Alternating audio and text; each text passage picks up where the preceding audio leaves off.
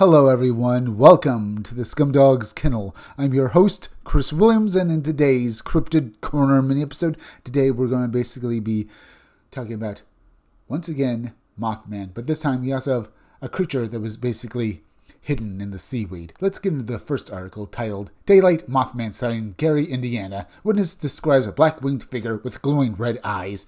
And hear exactly what they encountered with this particular Mothman sighting, folks. I was on tour, and because traffic was backed up, our GPS routed us through Gary, Indiana. We had only been back on the highway for maybe 5 minutes, and traffic was moving around 35 to 40 miles per hour. I was sitting in the back passenger seat, looking out the window, wondering if I might catch a glimpse of Lake Michigan from the road, but I could not. It was late afternoon, and the sky was overcast, at least from what I remember. Most of the scenery to the right side of the vehicle was sparse woods. Then we came alongside an opening, maybe about an acre in size, filled with semi-overgrown grass, and scattered with perhaps 10 to 15 small trees. As we passed that opening, I saw something, but the moment I registered it, my mind seemed to go completely blank. The best way I can describe it is that it felt like the final instant of awareness before being put under for surgery. Everything just shut off.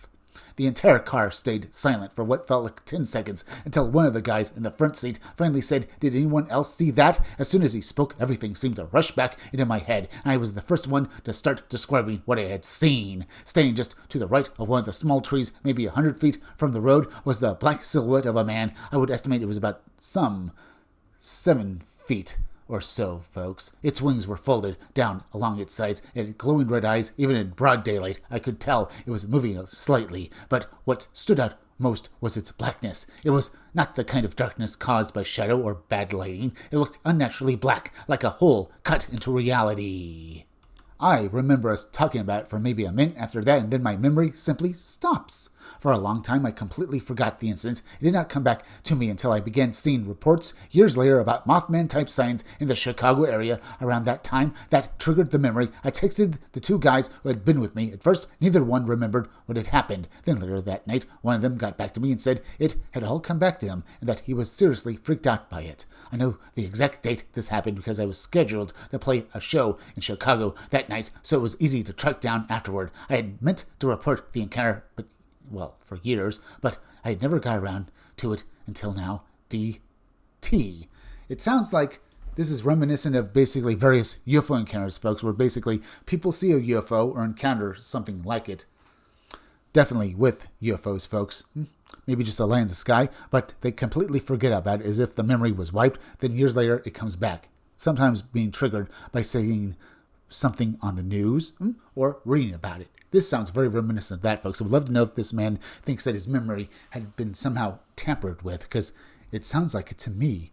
It could very well be the case that's exactly what happened here, folks. Could be that Mothman is definitely some sort of extraterrestrial entity or has capabilities like various alien beings that have basically been described as well, folks, basically being able to manipulate people's minds. People have said that, they've felt basically being watched sometimes with Mothman accounts. Maybe that's the case here. Either way, folks, a startling idea and terrifying if true. But let's now move on to the next story. Something grabbed my leg beneath the seaweed. Creepy Key West, Florida.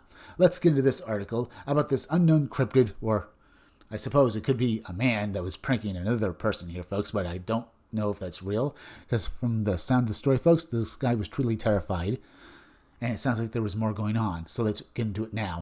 Just before dusk in Key West, Florida, a routine swim near the southernmost point turned into a deeply unsettling encounter that has stayed with the experiencer for years. What began as a growing sense of isolation in darkening water soon became a direct physical struggle with something unseen below the surface, and a second eerily similar account from his twin brother only made the mystery harder to dismiss. Ooh. What was it that grabbed him, folks? A sea monster? A mermaid? Let's read on and find out. Or at the very least, theorize about it. I had an experience in Key West at the southernmost point near the monument that I have never been able to explain. It was just before dusk, that uneasy time of evening when the water darkens and the ocean seems to change character. I was about 20 yards from shore, and all at once I became aware of how empty the beach had become. A few people were still around, but my small group of friends who had just been drying off and getting ready for the ride home were already packing up. Then a wave of intense awareness came over me. I suddenly felt the vastness of the ocean around me and realized almost at once just how far from shore I had drifted. The tide had risen nearby to my chin. I could feel cooler currents moving across my body, and that gave me a strange airy sensation as I quickly scanned the water around me. That is when I saw an enormous dark patch moving toward me. Terrified, I started back toward the beach immediately. I kept watching that dark mass, trying to understand what I was seeing. First, I thought it was seaweed, but the longer I looked, the more it seemed to be following me. By then, the water was up to my chest, and the tide was pushing me toward shore. What I had assumed was a drifting cloud of seaweed was now surrounding me. I did not want to scream or panic. Then I felt it, a cold hand closing around my calf. I called out to my two friends on the beach, who were still some distance away, and tried to tell them that something was grabbing my leg. They laughed and taunted me, telling me I had better swim faster. My heart was pounding so violently that I did not dare yell any louder. I honestly believed that if I panicked, whatever had hold of me would drag me under. As I kept my eyes on the beach, I glanced down every few seconds, trying to make out the shape of whatever was beneath me. I could not see its color or texture. I could only feel the size of its hand and the deliberate way it held me. Strangely, the grip seemed to loosen whenever I tensed up. At last, I made it into shallower water, about waist deep, and I began jumping hard until I finally let go. When I stumbled out of the water, I turned and saw that a large cloud of seaweed was moving quickly back into deeper water. What struck me most was that it was moving against the tide, even while driftwood and other debris were washing in toward shore. Years later, I told my twin brother about what had happened. To my surprise, he told me he had experienced something very similar on a remote beach in Miami. In his case, he thought the thing that grabbed his thigh felt like a dead man with extremely large hands. He also described it happening in the evening, and he mentioned seaweed appearing out of nowhere. I was stunned by how closely his details matched my own experience. His girlfriend was there and later confirmed what he had reported.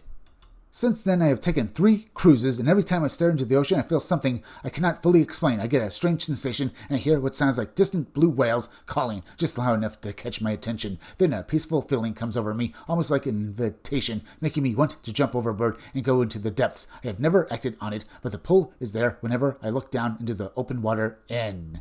That's incredibly bizarre. It's almost Lovecraftian. Like there's something that wants him in the water, folks. Now, some people would say maybe he should. Maybe this is a good thing.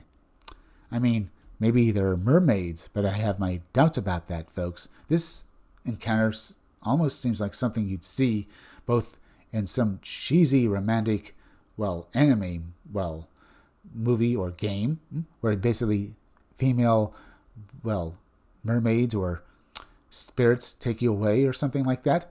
But also to a horror movie where these entities then end up eating you, folks. But I'm not making fun of this man. I do think what he says here is legitimately terrifying and unique. We've seen other stories of mermaids or mermaid-like entities before, folks, and they leave something to it all that makes you think that maybe there's something real about it. Maybe, indeed, folks, they're aliens or interdimensional interlopers or what, but they might be real. Just like I believe that basically Mothman and basically Bigfoot are real, as well as aliens. So I do believe that this man had something happen to him. It could have been maybe the spirit of a dead man, folks. Remember, his brother said that he felt that this hand belonged to a man, and he thought it was maybe the spirit of someone who basically died at sea. And, if you believe that, folks, it's been known that, at least some people believe that, people who die at sea, they try to drag people down into the waters with them to drown them so they join their fate. So maybe there's something to that too. Either way, what are we to make of both stories, in fact, folks? We have people seeing Mothman during the day, which is unusual, but not unheard of, folks. Seeing these winged black masses of eldritch horror, along with these, whatever the hell pulled this man into the water, folks, or basically almost did. It could be a mermaid, folks. It makes you think that indeed there's more out there than anyone can possibly understand, folks. And these stories will just continue to happen. Anyway, we're at the end, folks, so please go subscribe to my YouTube channel, Read Comics That Are Bad For You. You can use the YouTube link down below in descriptions of the chat to go subscribe to me. Hit that like button for me. Make sure you're still subscribed. Leave some comments down below. Hit that bell for notifications. Make sure you hit the part of the bell that'll give you all future notifications. And please share this video out. I'm Chris Williams from the Scumdogs Kennel. Thank you all for joining me. I'll be back again tomorrow with another great video, so be sure to come back again then. Till next time, folks, I'll see you all again soon.